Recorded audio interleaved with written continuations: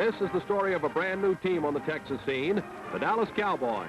They knew it would be a tough row to hoe, starting from scratch in an attempt to match the mighty aggregations of the National Football League. But the Cowboy management also knew that Texas fans wouldn't settle for anything less than the world's best football. And that means the National Football League. Let's review the big moments in the Dallas Cowboys' first campaign.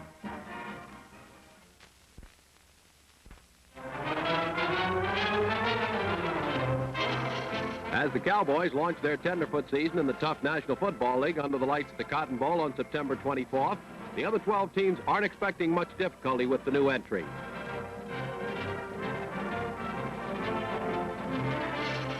One of the fine veterans the Cowboys obtained in the league pool was end Fred Dugan, who spent 2 years with the San Francisco 49ers. But in the opening period, the Cowboys showed the Pittsburgh Steelers and the league that they have the talent to cause plenty of trouble. Eddie LeBaron hits Jim Doran over the middle. Doran, a 9-year NFL veteran, outruns the Pittsburgh defense on a 75-yard touchdown, the first Dallas touchdown in official league play.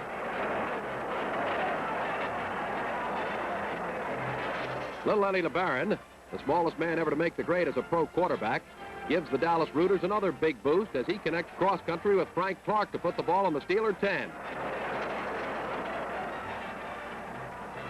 LeBaron steps back and fires, and Fred Dugan makes a beautiful catch to give the Cowboys a 14-point advantage after 5 minutes of play. After the Steelers make it 14-7, the Cowboys saddle up and go looking for more points. Fred Dugan spears LeBaron's pass and is off on a 44-yard rampage before the Steelers can catch him. Don McElhenney rides hard for the Cowboys and scores. The Cowboys take a 21-7 lead over the shocked Steelers.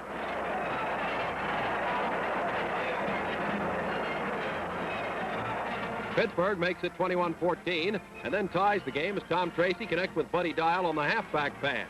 Dial dashes off on a 70-yard scoring play to make it 21-21.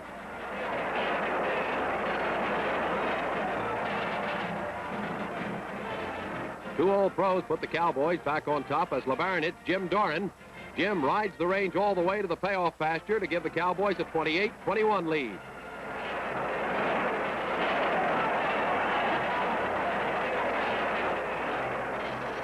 In the final quarter with the score tied at 28, the old master, Bobby Lane, gives the victory to the Steelers. Tom Tracy takes Lane's pass, and the stocky halfback scores the winning touchdown. Pittsburgh has to come from behind with one of its best games of the season to secure a narrow victory.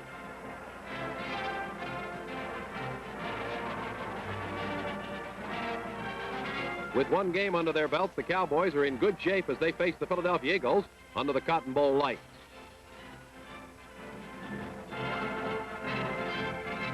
Frank Clark, a fine offensive end, brings 3 years of NFL experience with him from the Cleveland Browns.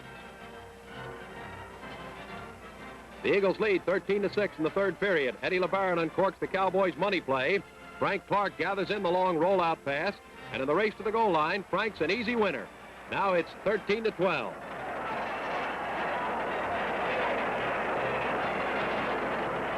The Cowboys can tie it up on this play, but lack of experience daunts the boys from Big D as Bobby Freeman breaks through to block Fred Cohn's conversion try. It's 20-12 in the final quarter as Dave Scherer punts for the Cowboys.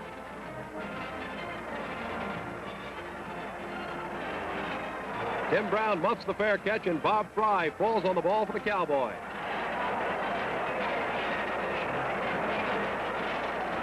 Eddie LeBaron makes the break pay off as he sneaks over for the score, and the Eagles' lead is dwindled to 20-18.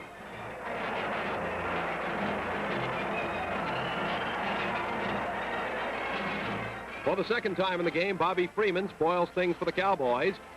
Freeman blocks Cohn's conversion try, and the Cowboys trail 20-18.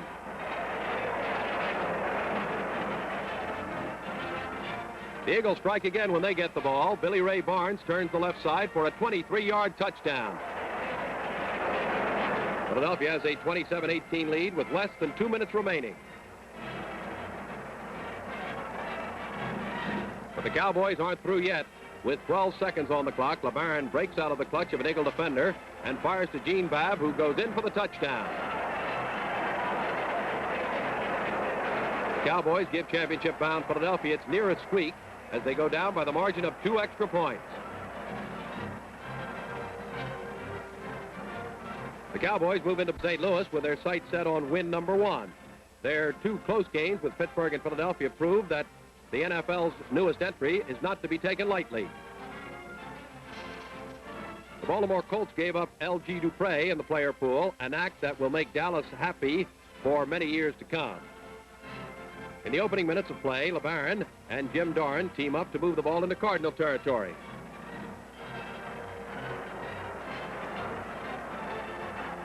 From 25 yards out, Fred Cohn splits the uprights, and the Cowboys take a first period 3-0 advantage. After a safety makes it Dallas 3, St. Louis 2, the Cards are on the wing. John David Crow picks up 20 yards.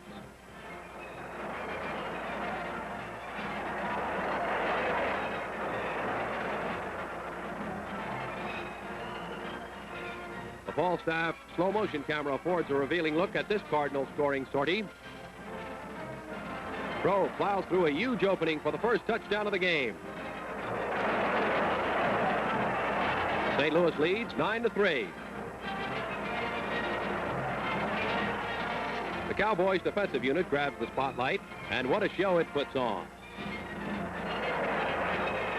Time and time again, defensive heroes such as Wayne Hanson, Don Healy, and Jerry Tubbs stop the great Cardinal running attack dead in its tracks.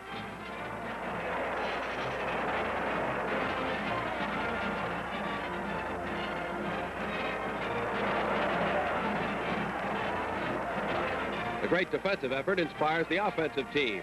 LeBaron hits Billy Houghton on the Cardinal 42.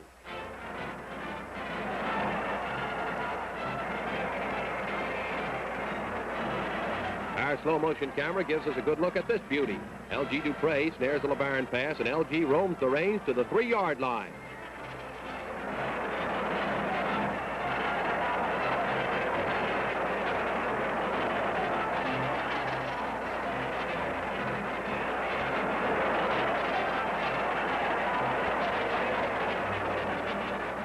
With goal to go, Dupre caroms into the end zone for the Cowboys counter.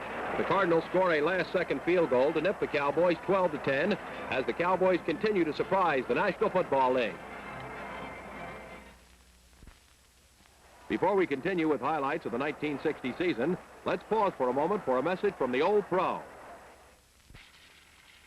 Fans, bathing the reluctant canine requires artful subterfuge. Yoo-hoo! Searchlight, your kind old master has a surprise.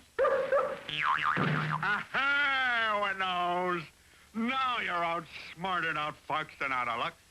You might as well keep cool as a Falstaff and cooperate. Huh? Too hot. Well, let me see there now. There's light-hearted living and light-hearted Falstaff. Light, refreshing Falstaff beer. When America plays, the name you hear is light, refreshing Falstaff beer. There's light-hearted living In light-hearted Falstaff, America's premium quality beer. Go, go, go, light-hearted with Falstaff. That's our beer. As the season neared the midway mark, the competition faced by the Cowboys became stiffer. After the early season near successes, the rest of the teams were well aware of the Dallas potential. The Cowboys faced the powerful Cleveland Browns at home on October 16th, and the overall talent of the Ohioans was too much for the Cowboys. On their first series of downs, the Browns strike. Bobby Mitchell takes a swing lateral, and the fast-stepping halfback streaks through the Cowboys on a twisting 46-yard run for a touchdown.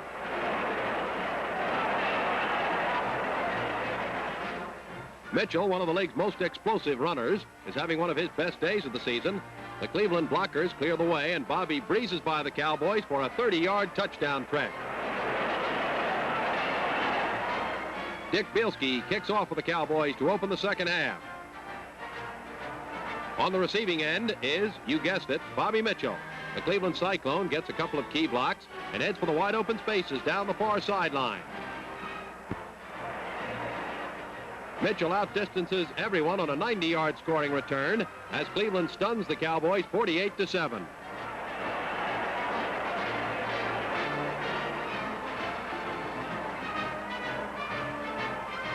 There was no let-up in the tough competition. The world champion Baltimore Colts knew they had to be at their best for the upstarts from Dallas. Led by their great quarterback, Johnny Unitas, the Colts strike early and often. Raymond Burry takes this Unitas pass over the middle, and Burry bolts into the Cowboy corral to rack up a 68-yard touchdown.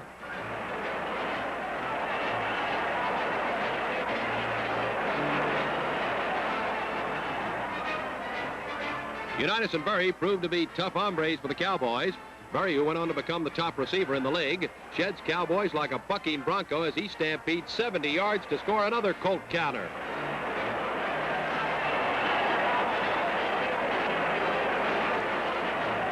Unitas throws his 4th touchdown pass of the game as he connects with Lenny Moore, and the Colts roll to a lopsided 45-7 victory.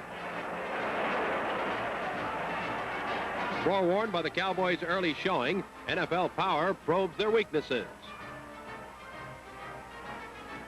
At City Stadium in Green Bay, Wisconsin, the Cowboys played the eventual Western Conference champion Green Bay Packers, and the overall Packer depth was too much for the Cowboys' lack of team experience. The Packers unleashed their human steamroller, fullback Jim Taylor. The 215-pound Thunderbolt explodes for a 28-yard touchdown.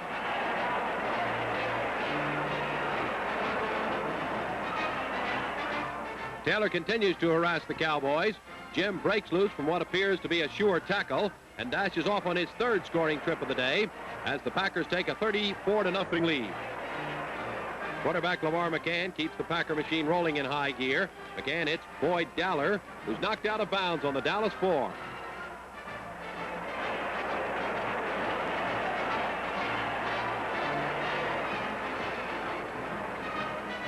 Paul Hornung, the league's top scorer, crashes into the end zone for the tally as the Packers take a commanding 41-0 lead. Late in the Packer game, the tide of the 1960 season begins to turn for Dallas. The Cowboys hit the upgrade as they profit from earlier disasters and start to click as a team. The Falstaff camera watches as Don Meredith, the quarterback the Cowboys are counting on for future success, connects with Ray Matthews for 20 yards.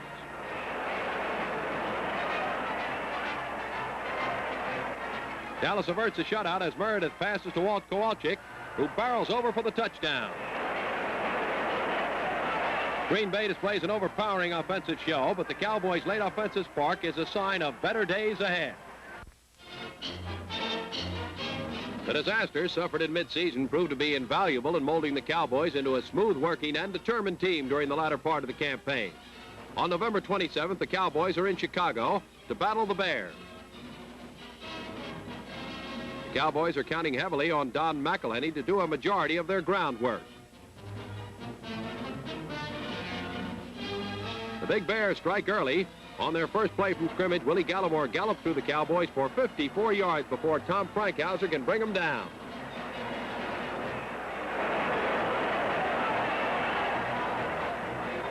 The Bears jump into the lead as Rick Caceres powers over from the 4.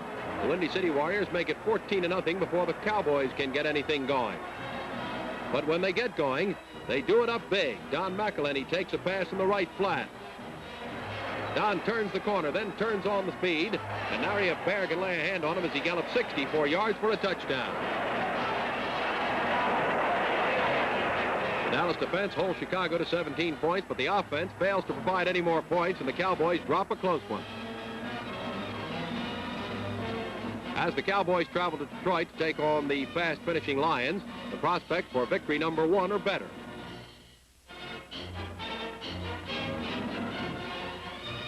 The Lions get on the scoreboard first as Nick Pietrasani thunders up the middle and goes all the way to score on a 43-yard route.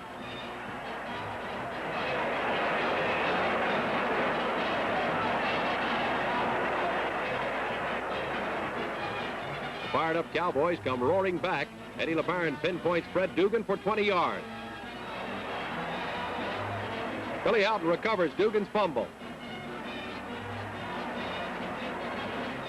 LeBaron's passing has the Cowboys riding high. Jim Doran takes this one to the Detroit 29. The fumble is after the whistle.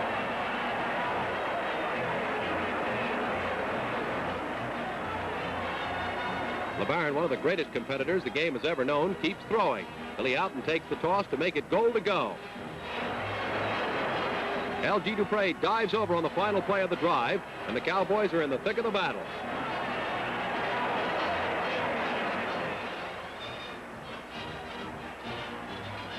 In the fourth quarter, the Cowboys are picking away at the Lion lead. LeBaron passes to Dupre for a 17-yard pickup.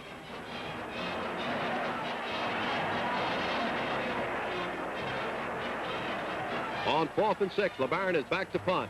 A little signal caller finds some running room and races for a first down on a daring play.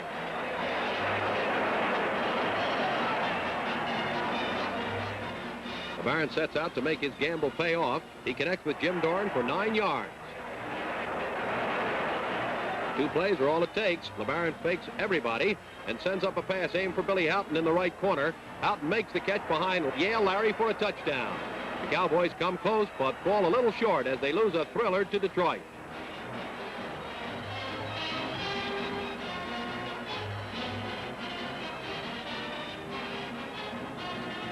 At New York's Yankee Stadium, the Cowboys put on their greatest performance of the season as they face the defending Eastern Conference champions, the New York Giants.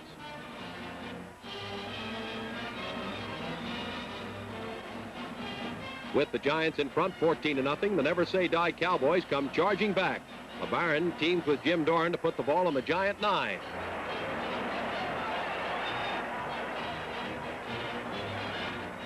The Cowboys rustle up their first score of the game as L.G. Dupre crashes for the tally. The Giants make it 21-7, but the Cowboys refuse to quit. Gene Babb takes LeBaron's short pass to the Giant 21.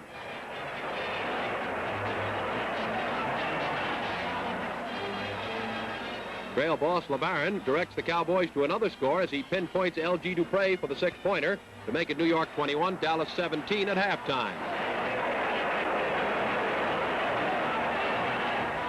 After the Giants add a field goal, the Cowboys are saddled up again as LeBaron hits Billy Houghton with a sideline pass.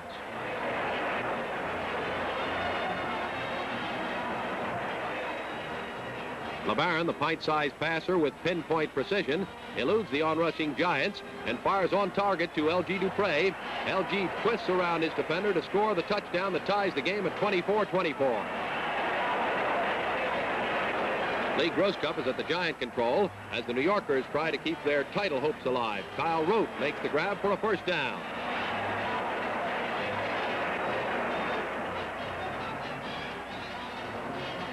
Groscup lets go a beautiful toss that Bob Schnelker hauls in the end zone. New York regains the lead at 31-24.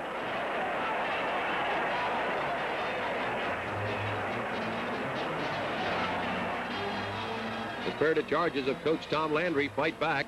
Eddie LeBaron eludes the mighty rush put on by the Giants and hits Jim Doran with a running pass. Doran gets to the Giant 10.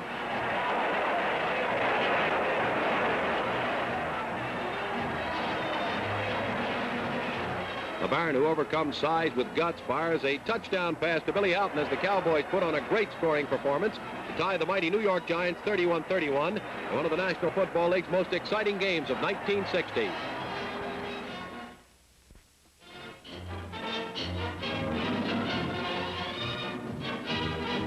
The formative year is over. The Cowboys met as strangers last summer, learned to play together en route to becoming a representative team in the finest football league in the history of professional football, the National Football League. The Cowboys offer more experience and many new faces for the 1961 season. Among the newcomers, All-American tackle Bob Lilly of TCU. Former Rice All-American and All-Pro halfback Dickie Megal. New Mexico running sensation Don Perkins, and an outstanding receiver from Baylor, Sonny Davis.